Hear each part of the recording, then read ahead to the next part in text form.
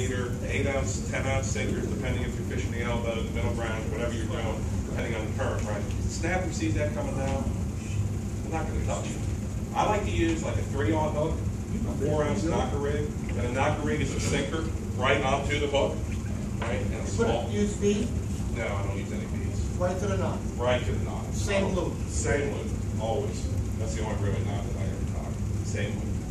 And then I use a small pin. Do you use a single hook or do you use a double hook? Use a single hook.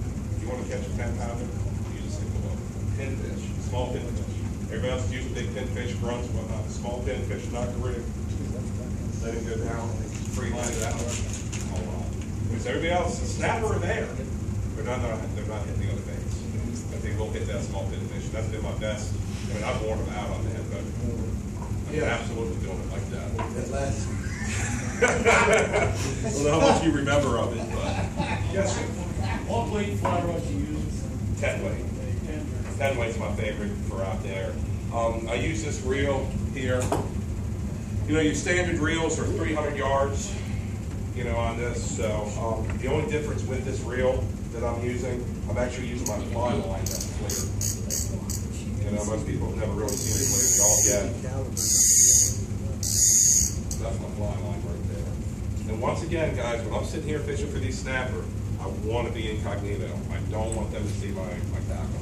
So I'm going 15-foot leader, and I don't do any fancy, you know, leader to another leader to another leader. But my fly line, this is Monic, it's called. And it's called what? What's that? I'm sorry, what's it called? It's called Monic, M-O-N-I-C. It's a sinking line. I don't like the floating lines. People always say they want a floating line. Oh, I'll catch you 3 to 1. I was thinking, and that's including carp too. Intermediate sinking, for me, in my experience, 100 times better than the floating line. I don't know, the floating line's a lot like braid. I just don't like it. It stays on top. But this Monic will sink. And I guess what it is, it's a density line. It's just thicker. So the thicker the mono, the quicker it'll sink. But they don't see this as much. When I'm telling you, you got that 10 weight, you don't have to cast. That's great. How many people in here, you said you're fishing streams, you're roll casting, right? You got a T-top, you got everything else, you're all getting jammed up. That's a standard fly line? Yes, sir. It's a standard sale, and standard's $90. I mean, I don't know how much, you know, got it from Bill Jackson's. But they have several different types of brands. This one just happens to be mine. And then I tied this glass Fell level leader? Straight level leader?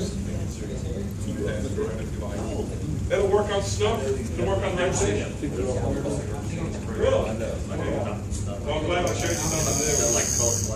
I was hoping you guys weren't expecting too much of me coming over here. I'm glad I showed you this. In fact, if you have your choice between fishing at like nighttime or daytime, I mean, if you had your choice, I know you don't do the charters or whatever sometimes. Yeah, I don't fish. One over the other? Not at all. No, not at all. I mean, early in the morning. Yeah. You know, if I was, you know, at the sometimes you hear nighttime. about like snapper bite at nighttime with the moons and this and that. They do. You know what it is? You know why people get more bites at night?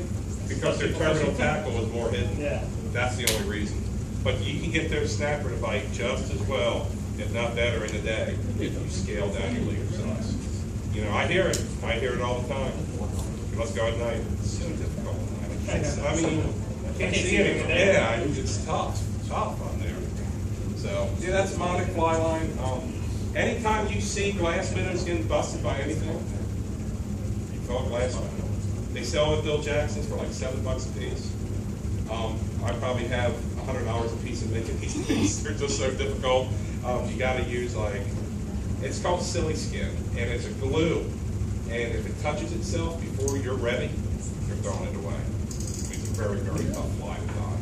Matter of fact, I went to an advanced fly tying class, and I asked them, can we go over these? And the guy wouldn't even, because I guess they only fly out on the top. And I understand why. Very, very difficult. So, go buy some. A lot easier. If you're up with it like I am, go make it. Let me tell you something, it's difficult. Your fingertips have to be wet. You have to have a surgical scalpel.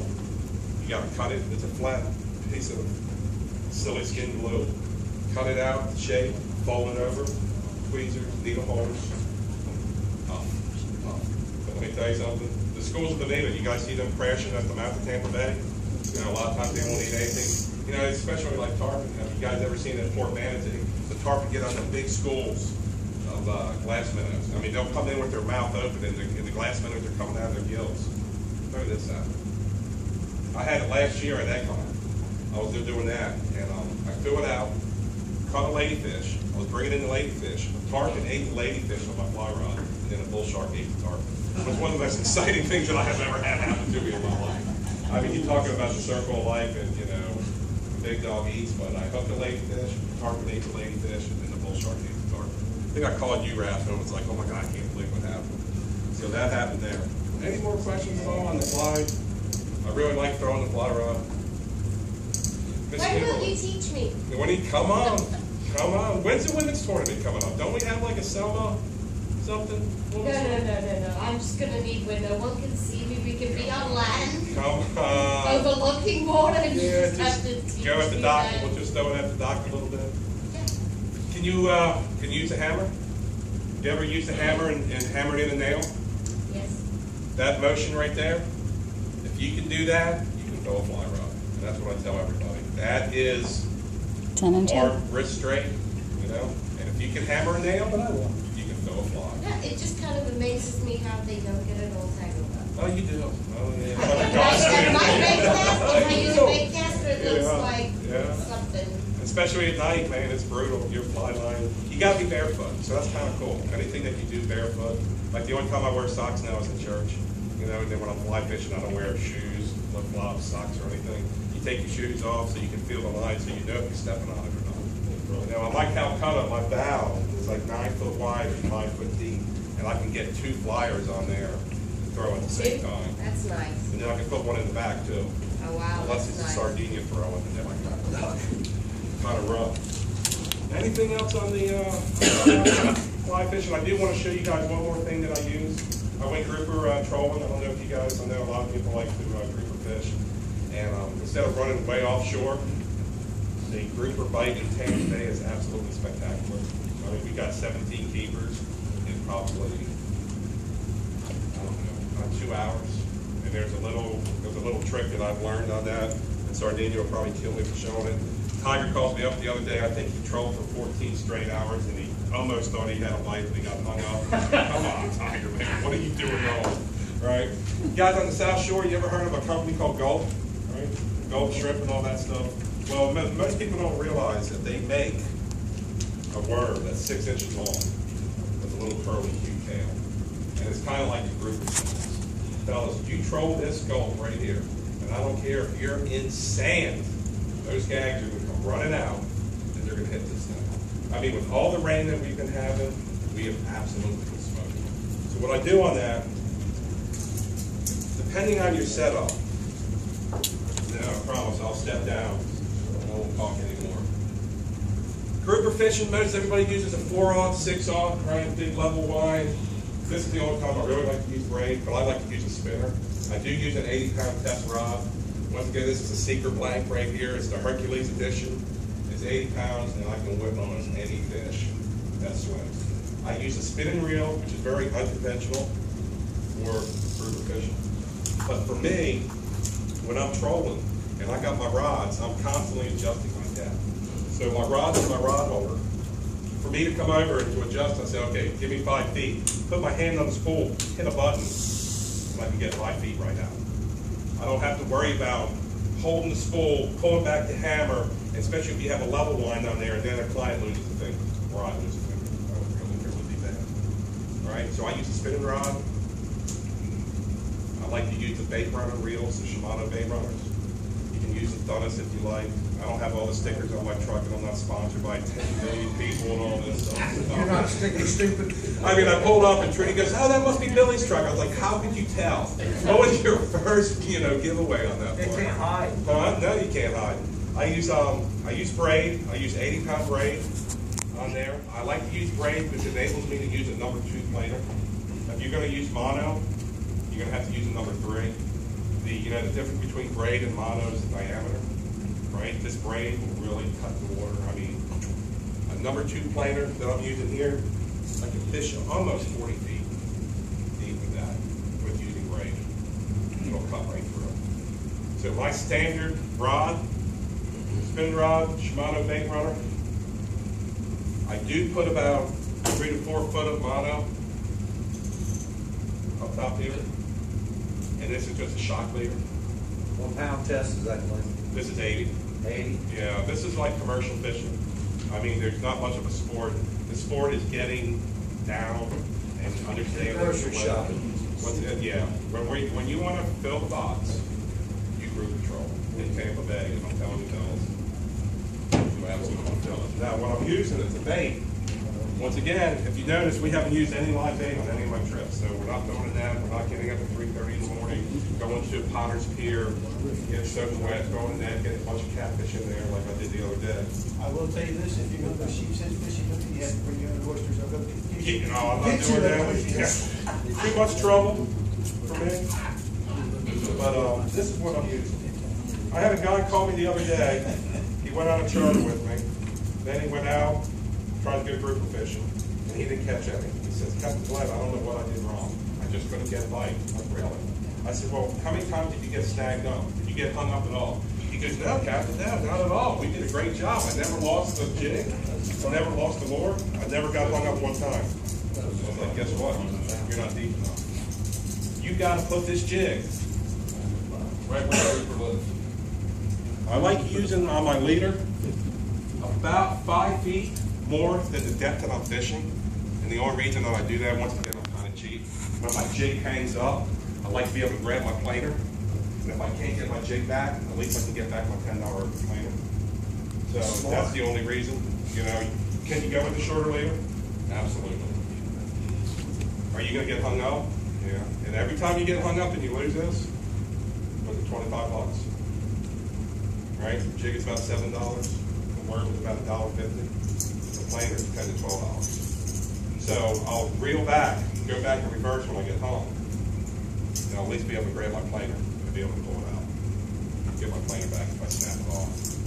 Now the other day I had my son. This was a lot of fun. My son is 10 years old. His name is Noah. I wanted to name him Shad after my favorite bait for target fishing. His wife wouldn't let me name him Shad, so we settled on Noah. The only really knowledgeable term that she would let me use for it. And he had his friend Nathan with him, and started trolling. And this was like the day after all the rains. I mean, heavy, heavy rains. It looked like tea. We go out by the Skyway Bridge, get on the edge of the channel. I drop this jig down with that gulp. 30 seconds later, the tip of my rod's hitting one of my outboards. Bang, bang. I was like, boys, we got a big fish on. Grab it, grab it. Starts biting. I said, get it in, because I don't know. Porpoises, terrible, terrible, man. They will absolutely follow me when I'm trolling, wait for me to snag a grouper, and then come up and rip the grouper off my jig. The most unbelievable, aggressive animals I've ever seen in my life. So I'm yelling at Noah and his buddy Nathan. I'm like, reel, reel, reel before it gets eaten. Well, all of a sudden, I said, man, I got eaten. I said, give me the reel. So I grabbed the rod reel, cupped the spool on it, trying to just yank out the grouper from the porpoise's mouth, and about 130-pound tarpon started tail walking off my stern. Actually ate my jig. About 40 minutes later, we leave them. That was a pretty exciting day. Yeah. What pound leader are you using from your planer to your jig? 80. Everything is 80. Everything's 80. Everything is 80. 80 pound. And once again, it is fluorocarbon. I don't know if you have to use fluorocarbon. But you know what? I mean, I spend so much money on boats, gas, rods, reels. I'm not going to go. This is the main thing right here, guys, that's holding your fish onto your line. Don't go cheap. Right? I mean, I know it's easier to go buy a spool or whatever. But come on, we're spending all. It's the most expensive sport in the world, right? Golf doesn't come close, right? You know, nothing comes close as fishing. Maybe duck hunting. Maybe. A little bit. Maybe. Duck hunters are like fools, man. I want to You brag. can't count bail in the cost of duck hunting. Yeah. It's just unbelievable. But you still, you know, You just gotta know the new bailsman, that's all it is. You know, you got a boat, you have your dog, fresh smell of gunpowder, you know it's gonna be expensive. But you know, use a good leader. Really, what do you use? That vicious stuff? You use it, left a couple spools on there. That's been fantastic for me. Yeah, it's great. It's great. It's a new company that came out a few years ago. It's called Vicious. It's about half the price of the cigar and all that stuff, and I've been having phenomenal luck with And it. that's what I used yesterday. Yeah. If Billy's not looking, I'm trying to grab all the supplies off his boat. He has some like boxes of it, so we can't tell. Yeah, keeps the staffers around. Because of the 4 hours. And why I brought this jig in here is because yesterday, or today, this was a brand new jig. And if you guys see the tip on it, right, it's all beat up. And that is the key, fellas. Like I said, the guy called me up and says, "We need you to bite." I said, "Well, did you get hung up? Did you get hung up?" I'm always hung up. Mike, you get hung up? The trick of it is, guys, when you're trolling, that rod tip, you want to see that rod tip doing this. Bounce. Stop, bounce it. And if it's not, and for me, hit that bait rudder, give me 5 feet. If I trip, I'll crank it in about a crank and a half, and then I'll set it. I'm constantly adjusting. You know, people say, "Oh, trouble is bored." But it's Show them how to reset their planer, Yeah. you know, instead of having to reel it all the way back in. Well, there's a couple people, and I think I'm guilty. I don't know. It looks like I'm just beating the surface, man, making it a froth like a cappuccino. Trying to get my planer set. But you know, the planer, the design of it. Thank God for smart people, because I don't know how it works, but I just know how to make it work. Right? You'll hear me say 2 things: we're tripped, or set the planer. That's the 2 things I'll be screaming the whole entire time I'm on the boat. And I will be screaming at you. There's a lot of love, but really no mercy. So, but anyway, we're going. I love it when I go, because I go with Jay-Z. He's He always, takes the pro. Jay-Z, set the planer. And all I'm doing is like, Jay-Z Jay-Z did that thing. But this is set, right? Fish hits it, it'll slide that brain, and it'll pull the grouper out. So your chances of landing a 20-some pound grouper grows exponentially when you're trolling compared to when you're bottom fishing. Why? Bottom fishing, grouper sees the bait, comes out of his hole, goes around, and then hits the bait as it's heading back into his hole. And guess what mono does? Stretches. It's the other reason I use 80 pound. If you use 40 pound, you're going to get a stretch of like 4 to 6 feet. If you use 60 pound, your stretch goes is diminished. If you use 80 pound, it might be stretched 2 feet. Use 90 pound, and it can stretch less. So the larger diameter mono that you're using, the less stretching you get. You might be locked down on him hard, but that mono is going to stretch. And guess what? He's going to get in that rock. Captain, you got a question in the back? Question in the back. So when you reel up to your planer, how are you gonna? That's the fun. So the guy gets the rod. Please keep the rod tip out so you're not banging me in the head with the planer. I can't tell you how many times I've been hit in the head. He walks up, I grab this later, and we are mano-y-mano with that fish. Bring them in. Now, what's the biggest one you've got in the bay this year, Dwayne? 27 pounds. How long was that fish? 37 to 38 inches. Just an absolute monster. Oh, you grab Monster gag. When you grab that line, you better mean it. Yeah, you know you have a big fish when you never see the planer until it comes right up beside the boat. You have a small fish, the planer will pop up 20 feet behind the boat, and then you're kind of skiing them in. A big fish, that planer stays down, you know, the whole entire time he's full. You grab it, you know, don't wrap your hands around it. I know we all seen the YouTube videos of the marlin mainsail flying off the stern. Not quite that bad, but it will cut you pretty bad. So wrap it is a no-no. Don't ever wrap it. Lose it. How do you reset it? Big pull, dramatic pull. Tip down, get slack in it, and then you're just make that and slide right back down. And you'll know instantly. Put your rod tip right up. Question at all? No, I that's got a question. What's up? Like you strike bass before. I have rockfish. Like, you used to put down a lot of wire, right? 200-pound test wire with no give. What happens if you go down, like, because I know there's a formula, for every 100 feet, it drops down 10 feet. You're too far.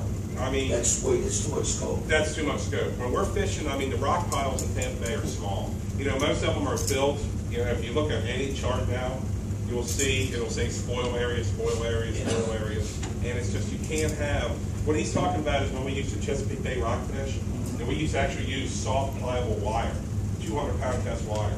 You talk about no give when you got a strike. Unbelievable. I mean, it just rips the rod right out of your hand. But we're trolling a gigantic worm 300 feet back. And you know how populated Tampa is? Oh my God, all these guys will be cutting you off, man. They're getting wire all wrapped around your boat. My jig, 35, 40 feet behind the boat, where my planer is, and then my jig right behind it. when it starts going, you know you're on the bottom. Look at your jig. These are painted, bright, heated. You don't have any marks on your tip of your jig. You're not getting hung up. What a pain in the butt it is. Get snagged. Reel in the other rod. Spin around. Go back the opposite way. But if you're not using that. And there's a bunch of different worms you can put on there. And I've used them all. The grouper snacks, the Van Tice, grouper, whatever. I mean, he's probably the king of the Tampa Bay trolling. But I'm here to tell you fellas, these gulps and the 6-inch. What color is that, Lee? Brought it to you, son. This is pink shine. Get your shine on. It doesn't matter what the color is. Okay. If you know, it's just like when you're trout fishing. If it's dark, use a dark color. If it's light, use a light color. But the oil and the smell in these gulps, I don't know what it is. Same thing as using the gulp shrimp. Don't leave it on your jig head. Because I mean, trying to get it off there was brutal. I mean, you know, they shrivel off to almost nothing. But I'm telling you right now, if you get anywhere near the rock pile, they will jump on this like they've never jumped on before. Fantastic. Not all the places carry them. Where do you find them? It's tough. O'Neill's Marina is one place. You know, I go into O'Neill's and they carry almost everything that I use. So whoever your bait guy is, if you tell them, go 6-inch, there's order numbers on here and all that. But when it says it outfishes all on the baits, I've never had luck with other gulps. The shrimp, I don't ever catch anything on it. It's amazing. I mean, I try to dead stick them and all that stuff.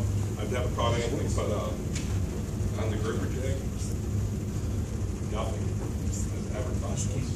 And I'll tell you what, it'll make you look like just a hero with this, because that's how effective they are. I mean, like I said, I'll be now showing a mark on my Faruno, and really will be going down.